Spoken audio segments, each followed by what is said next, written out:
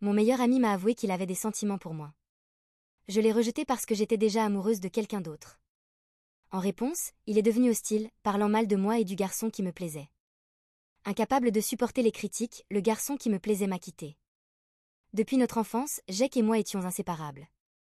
Nous nous sommes rencontrés à l'école primaire, unis par notre aversion commune pour la viande mystérieuse de la cantine. À partir de là, une amitié est née, qui semblait inébranlable.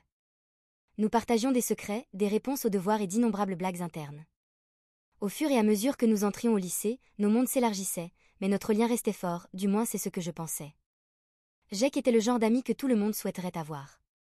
Il était fiable, drôle et toujours présent quand on avait besoin de lui. Alors, lorsqu'il m'a demandé de le retrouver dans notre café local préféré un soir froid d'octobre, je n'y ai pas trop réfléchi. C'était notre lieu habituel pour célébrer de bonnes notes, soigner des cœurs brisés et planifier de futures aventures. Ce soir-là, je pensais qu'il voulait parler de sa dernière obsession pour un jeu vidéo ou se plaindre de ses parents qui le pressaient encore une fois à propos des candidatures à l'université. Mais quand je me suis assise en face de lui dans la cabine, quelque chose semblait étrange. Jake était nerveux, jouant avec le distributeur de serviettes, évitant le contact visuel. Je l'ai taquiné, lui demandant s'il avait enfin décidé de déclarer son amour éternel pour Madame Peterson, notre excentrique mais cher professeur de français. Il a laissé échapper un rire forcé, mais est rapidement redevenu sérieux. La conversation habituelle était plus lourde alors que nous évitions les sujets habituels. Finalement, Jake m'a dit qu'il avait quelque chose d'important à me dire. Je me suis penchée en avant, m'attendant à entendre un autre de ses grands projets pour un voyage d'été ou peut-être une plainte concernant sa petite sœur. Cependant, ce qu'il a dit ensuite m'a laissé sans voix. Jake a avoué qu'il avait des sentiments pour moi, pas seulement du genre de petite passion passagère dont nous avions ri au fil des ans, mais des sentiments réels et profonds. Il les avait gardés pour lui pendant un certain temps, a-t-il dit, craignant ce que les admettre pourrait faire à notre amitié. Je suis restée là, le cœur battant à tout rompre et l'esprit en ébullition. C'était Jake, mon meilleur ami depuis la 3e année. L'idée qu'il me voie de cette manière ne m'avait jamais traversé l'esprit. Bien sûr, je tenais beaucoup à lui, mais seulement en tant qu'ami.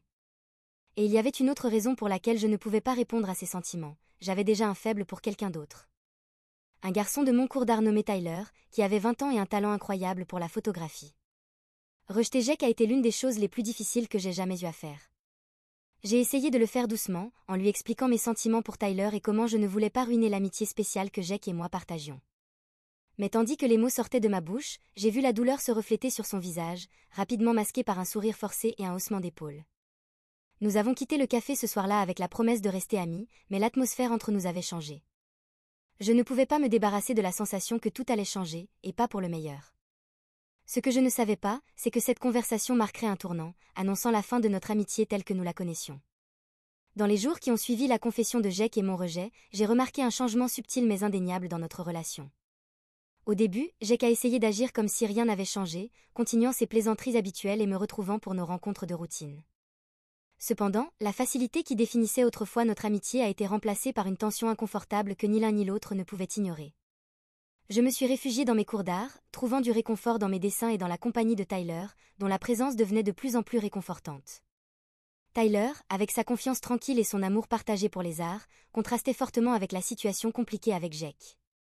À mesure que mes sentiments pour Tyler grandissaient, ma culpabilité envers Jake augmentait également.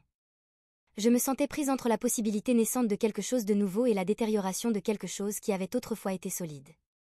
Pendant ce temps, la douleur de Jake a commencé à se manifester de façon que je n'avais pas anticipée. Cela a commencé par de petites remarques, déguisées en plaisanterie, sur l'âge de Tyler et ses ambitions artistiques.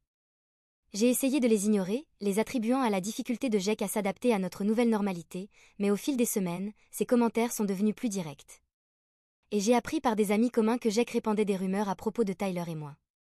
Il me décrivait comme quelqu'un qui l'avait manipulé pour ensuite le laisser tomber pour quelqu'un d'autre.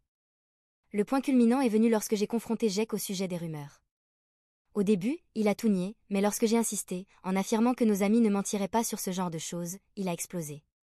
Il m'a accusé d'être insensible à ses sentiments, de ne pas considérer combien il était difficile pour lui de me voir avec Tyler.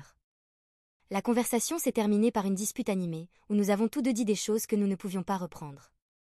Jake est parti furieux, me laissant seul, ressentant un mélange de colère, de tristesse et une sensation écrasante de perte.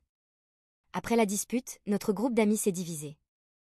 Certains se sont rangés du côté de Jake, croyant que j'avais été injuste envers lui, tandis que d'autres m'ont soutenu, contrariés par la façon dont il gérait sa douleur. La division a rendu les rencontres sociales inconfortables, et j'ai commencé à me retirer, passant plus de temps avec Tyler et moins avec le groupe avec lequel j'avais grandi. Tyler, quant à lui, était compréhensif, mais compréhensiblement frustré par tout ce drame. Il n'avait pas signé pour un conflit de lycée, et la tension a commencé à affecter notre relation naissante. Je me retrouvais constamment à le défendre, essayant de démentir les mensonges que Jake avait répandus, tout en naviguant dans mes propres émotions confuses. La tension était palpable, et je n'arrivais pas à me défaire du sentiment que j'étais responsable de la désintégration de mon lien autrefois inébranlable avec Jake. À mesure que les semaines se transformaient en mois, la situation ne s'est pas améliorée. Le comportement de Jake est devenu plus erratique, son hostilité plus prononcée. Les tentatives de réconciliation ont échoué, Jake rejetant tous mes efforts pour réparer notre amitié. C'était comme si le rejet avait déclenché un interrupteur en lui, transformant l'ami loyal et au grand cœur en quelqu'un que je reconnaissais à peine. Pris dans cette tempête d'émotions et de conflits, j'ai lutté pour retrouver mon équilibre. Mes notes ont commencé à en souffrir, mon art a perdu sa joie, et l'ombre de mon amitié brisée avec Jake planait surtout. La réalisation que je ne retrouverais peut-être jamais mon ami a été une pilule amère à avaler, aggravée par la peur de perdre également Tyler dans le chaos que Jake avait créé. Au cœur de l'agitation, une rumeur que Jake avait lancée sur moi, m'accusant d'être une séductrice, a été la goutte d'eau qui a fait déborder le vase. Cette phrase, si juvénile mais chargée de jugement, s'est rapidement répandue dans notre cercle, ternissant l'image que j'avais travaillé si dur à maintenir, celle de quelqu'un de droit et sincère dans mes relations. Confronter Jake à propos de cette rumeur en particulier a été plus difficile que tout ce que j'avais déjà affronté. L'air entre nous était chargé lorsque je me suis approchée de lui, mon cœur battant à tout rompre, la colère et la douleur luttant pour dominer. L'accusation n'était pas seulement une atteinte à ma réputation, elle semblait être une attaque directe contre mon caractère, et venant de quelqu'un qui me connaissait mieux que quiconque. Jake, nous devons parler, ai-je dit, en essayant de garder ma voix ferme malgré la tempête d'émotions qui faisait rage en moi. Il m'a regardé, avec une lueur de défi dans les yeux, rapidement dissimulée par une apparente indifférence. À propos de quoi ? A-t-il demandé, bien que le regard coupable dans ses yeux m'ait dit qu'il savait exactement de quoi il s'agissait. À propos de ce que tu as dit de moi, que je suis une séductrice, j'ai craché le mot comme si c'était du poison.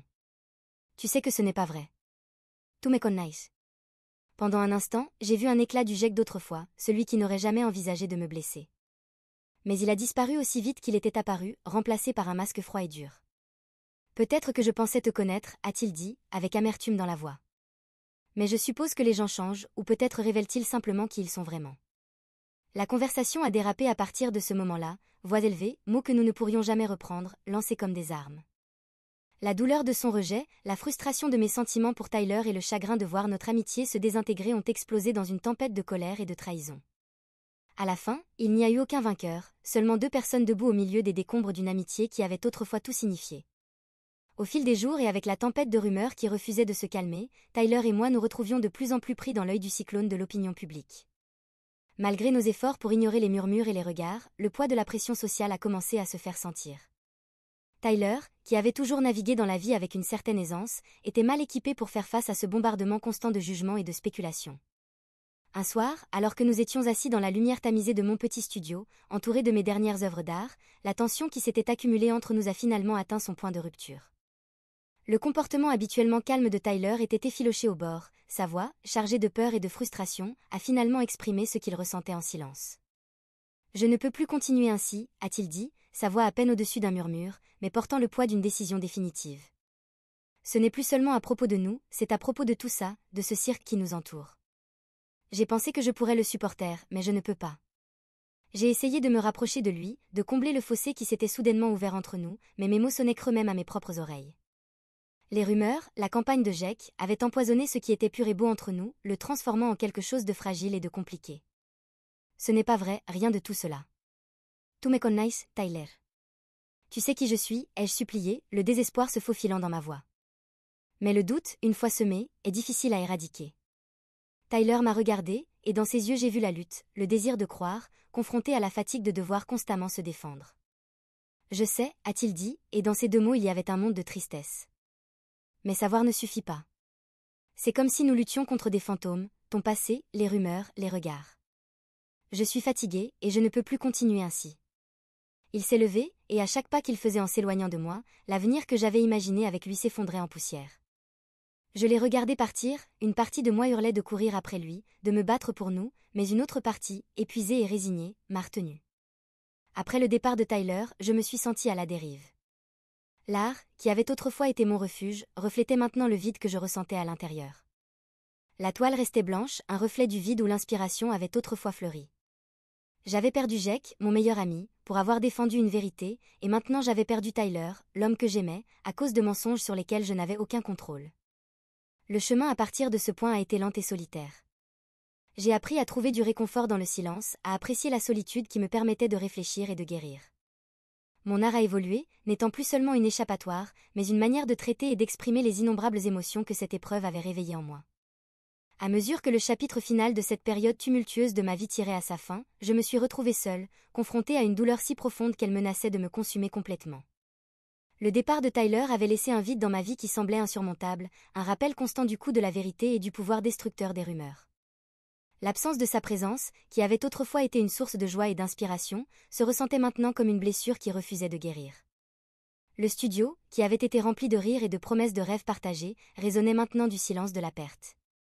Mon art, reflet de mon tourment intérieur, était devenu plus sombre, les coups de pinceau sur la toile plus frénétiques, comme si je tentais d'exorciser les démons de la trahison et de l'abandon.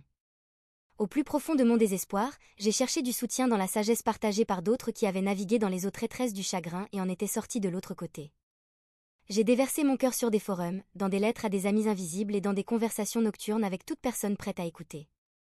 La question qui brûlait en moi était simple mais profonde. Comment avancer lorsque le passé s'accroche à vous comme une ombre ? Et ainsi, je me trouve à un carrefour de ma propre création, me noyant dans une douleur qui est à la fois un fardeau et un maître. Je tends la main vers vous, vers quiconque a ressenti la piqûre de la trahison, la douleur de l'amour perdu et le poids d'un monde bouleversé. Comment avez-vous retrouvé le chemin de la surface ? Comment avez-vous réappris à respirer, à trouver de la joie dans le lever du soleil, à voir la beauté dans ce qui est brisé ? Enfin, je tiens à exprimer mes plus sincères remerciements à tous ceux qui ont pris le temps de partager leurs histoires. Veuillez continuer à nous accompagner dans ce voyage, partagez vos expériences, et ensemble, créons des moments mémorables.